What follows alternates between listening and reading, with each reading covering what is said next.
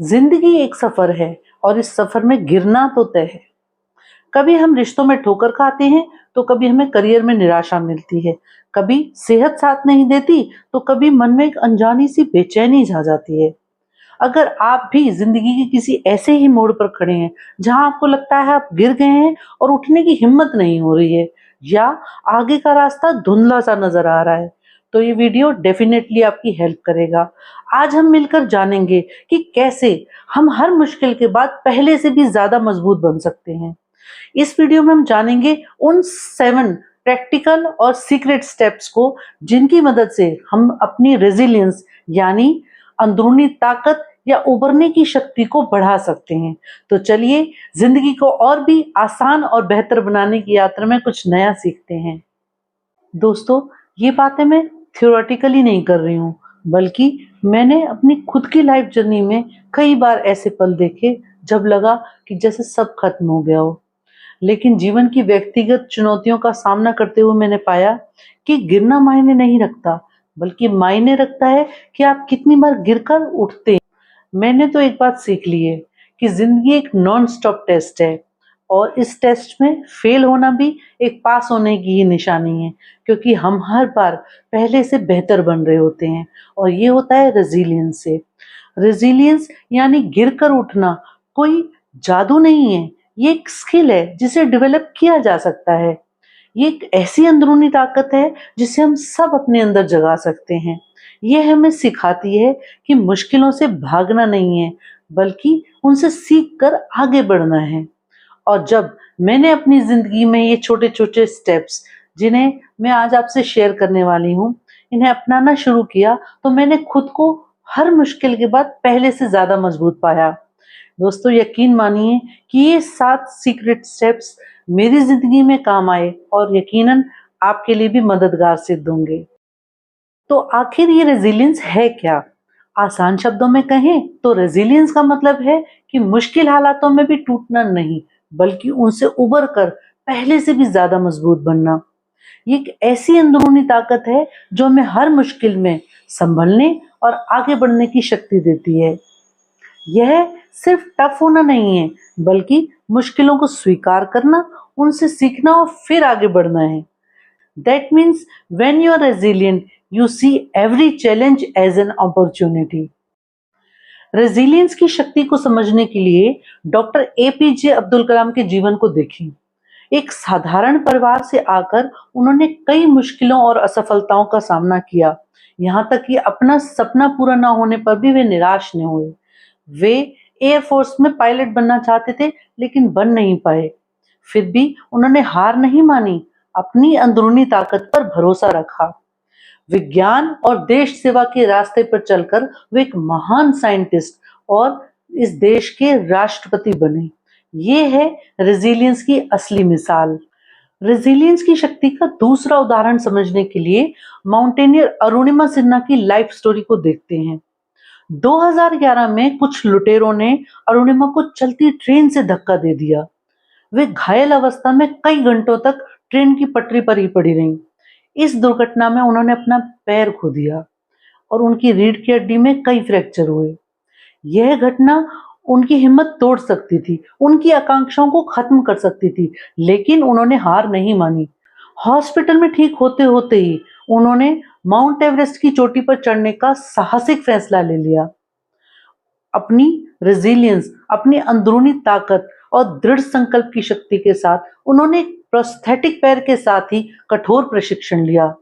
2013 में वे mount Everest पर चढ़ने वाली पहली महिला दिव्यांग पर्वतारोही बनी। बाद में उन्होंने 7 कॉन्टिनेंट्स की सभी ऊंची चोटियों को फतेह किया। ये है रेजिलियंस का, अदम्य शक्ति का और हौसले का एक प्रेरणादायक उदाहरण। सोचिए, अगर आप भी अपनी हर मुश्किल में ऐसी ही अंदरूनी ताकत महसूस कर पाएं तो कैसा होगा।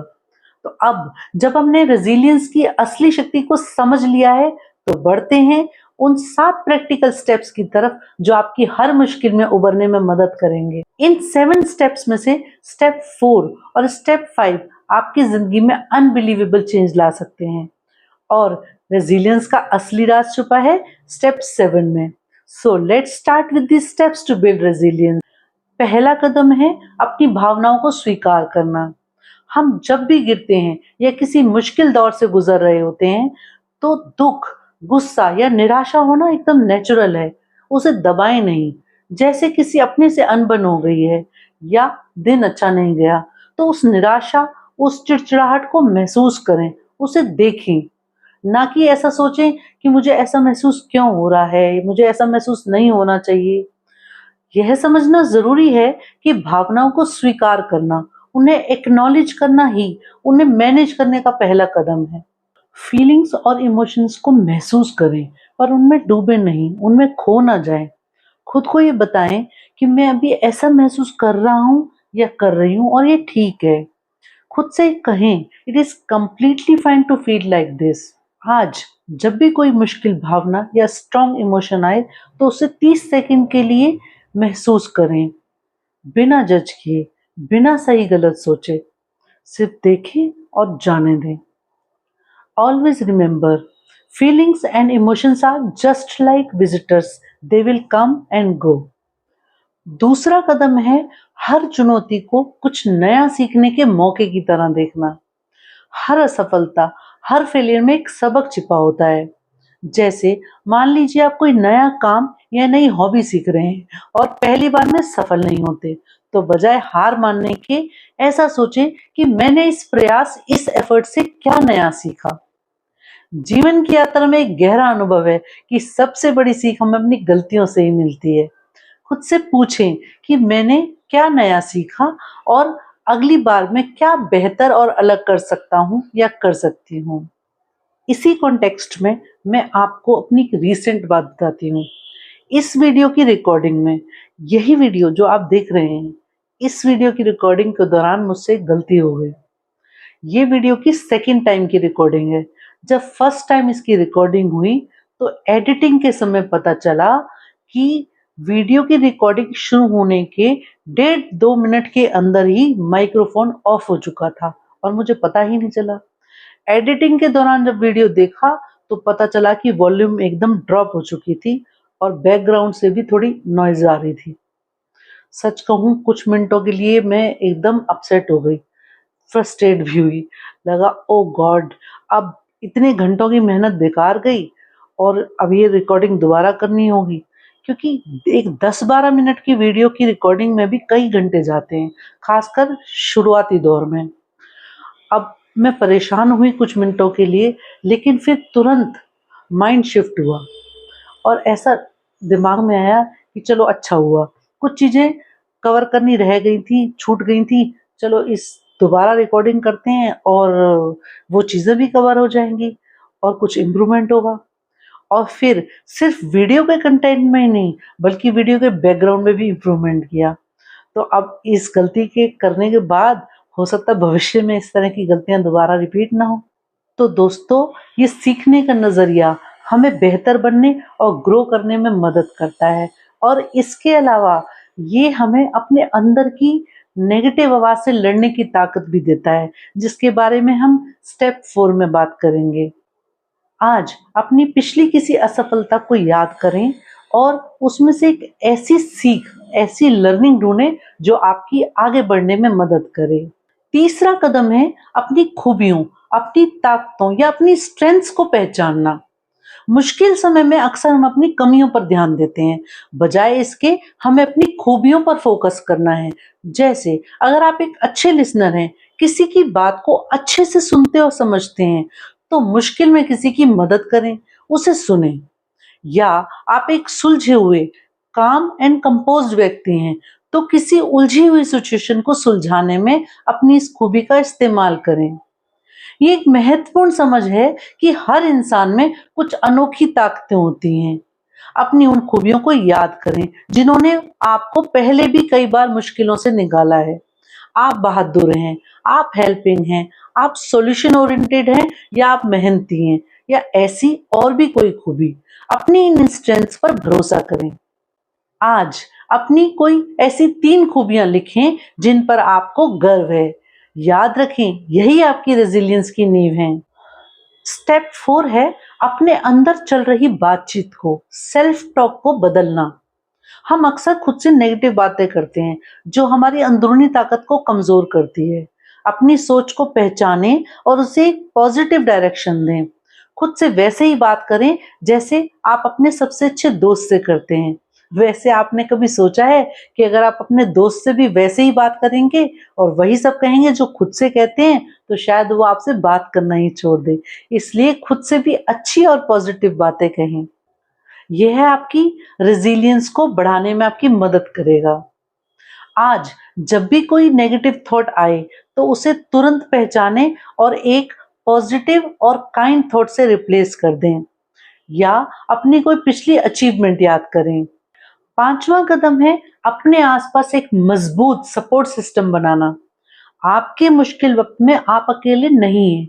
आपके साथ कई लोग हैं जो आपसे प्यार करते हैं। अगर आप स्ट्रेस फील कर रहे हैं तो अपने किसी भरोसेमंद फैमिली मेंबर से बात करें। अगर कुछ ज्यादा लो फील कर रहे हैं, किसी दोस्त को या किसी ऐसे इंसान को मैसेज भेजें जो हमेशा आपका हौसला बढ़ाता है, या फिर उन्हें फोन करें और बस अपनी बात कहें। ये सच में काम करता है। ये गहरी सच्चाई है कि सही लोगों का साथ मुश्किल वक्त में सबसे बड़ी ताकत होता है। अपने दोस्तों, परिवार या ट्रस्टवर्दी इंसान से बात करें। मदद मांगने में कोई शर्म नहीं। याद रखें, सुपर हीरोज भी कभी कभी अपनी हेल्प के लिए अपनी टीम बुलाते हैं, और आप तो फिर भी इंसान हैं। आज अपने किसी भरोसेमंद व्यक्ति को फोन लगाएं और उससे अपनी कोई एक बात शेयर करें। स्टेप नंबर 6 है माइंडफुलनेस और आध्यात्मिकता, यानी स्पिरिचुअलिटी को अपनी जिंदगी का हिस्सा बनाना। ये एक ऐसी प्रैक्टिस है जिसे मैंने अपने जीवन में पिछले 13 साल से अधिक समय से अपनाया हुआ है। इसने मुझे वर्तमान में रहना और आंतरिक शांति पाना सिखाया। It is really very helpful. ध्यान, प्राणायाम या फिर प्रकृति के साथ समय बिताना, ये सब आपको अंदर से शांत और केंद्रित रहने में मदद करता है। और ये आंतरिक शांति आपको अपने अंदर के सबसे जरूरी रिश्ते को समझने में भी हेल्प करती है, जिसके बारे में हम स्टेप 7 में थोड़ा डिटेल में बात करेंगे। माइंडफुलनेस और स्पिरिचुअलिटी आपको अंदर से शक्तिशाली और रेजिलिएंट बनाएंगी।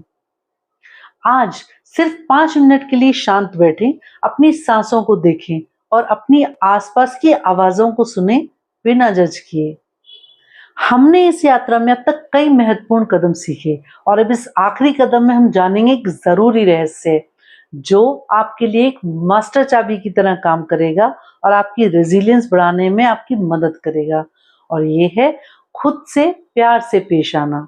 जब हम गिरते हैं तो अक्सर खुद को ही सबसे ज्यादा डांटते हैं या ब्लेम करते हैं। अगर आपने कोई छोटी सी गलती कर दी है तो बजाय डांटने के कहें कि कोई बात नहीं, मैं सीख रहा हूं या सीख रही हूं। ये एक डीप अंडरस्टैंडिंग है कि खुद से प्यार से पेश आना, खुद को समझना या अपने प्रति थोड़ी नरमी बरतना, ये रेजिलियंस की सबसे बड़ी कुंजी है। खुद को बिना शर्त अनकंडीशनल प्यार और सम्मान दें, जैसे आप अपने किसी करीबी के साथ करते हैं। आज दिन के अंत में खुद से एक पॉजिटिव बात कहें, जैसे कि आज मैंने अपना बेस्ट दिया, मैं खुद से प्यार करता हूं या करती हूं। तो दोस्तों, रेजिलियंस कोई ऐसी चीज नहीं है जो कुछ लोगों के पास होती है और कुछ के पास नहीं। ये एक ऐसी शक्ति है जिसे हम सब अपने अंदर जगा सकते हैं, हर बार गिरकर उठकर। किसी ने क्या खूब कहा है, जिंदगी में ठोकरें तो सबको मिलती हैं, मगर हर बार संभलना ही असली जीत है। जिंदगी में ठोकरें तो सबको मिलती हैं, मगर हर बार संभलना ही असली जीत है। गिरकर उठो, फिर से राह पकड़ो, अंधेरे के बाद उजाले की रीत है। तो दोस्तों, गिरकर उठने का हौसला वो सुपर पावर है जिसके लिए ना तो स्पाइडरमैन का सूट चाहिए और ना ही बैटमैन का गैजेट। बस चाहिए तो थोड़ी सी हिम्मत और एक पॉजिटिव सोच। याद रखें, गिरना भी सीखने का ही एक हिस्सा है। तो अगली बार जब भी गिरें, बस उठें, धूल झाड़ें, मुस्कुराएं और कहें, चलो जिंदगी से एक और लेसन सीख लिया। दोस्तों, मुझे कमेंट्स में बताएं कि इन 7 स्टेप्स में से सबसे ज्यादा जरूरी कदम आपको कौन सा लगा, और आप आज से किस कदम पर काम करना शुरू करेंगे? मुझे आपके जवाबों का इंतजार रहेगा। अगर आपको ये वीडियो हेल्पफुल लगा हो तो इसे लाइक करें, अपने दोस्तों, परिवार और ऐसे लोगों के साथ शेयर करें जिन्हें थोड़ा हौसले की ज़रूरत है। मेरे चैनल को सब्सक्राइब करना ना भूलें और हाँ, बेल आइकन को प्रेस करें ताकि आप ऐसे वीडियोस मिस ना करें। अगर आप किसी स्ट्रेस या बेचैनी से गुजर रहे हैं तो मेरा वीडियो तुरंत स्ट्रेस कम करें 3 इंस्टेंट वेज जरूर देखें। इसका लिंक डिस्क्रिप्शन बॉक्स में भी दिया गया है। दोस्तों, आपकी खुशियों की चाबी सिर्फ आपके पास है, तो बस सीखते रहें, बढ़ते रहें और मुस्कुराते रहें। मिलते हैं अगले वीडियो में।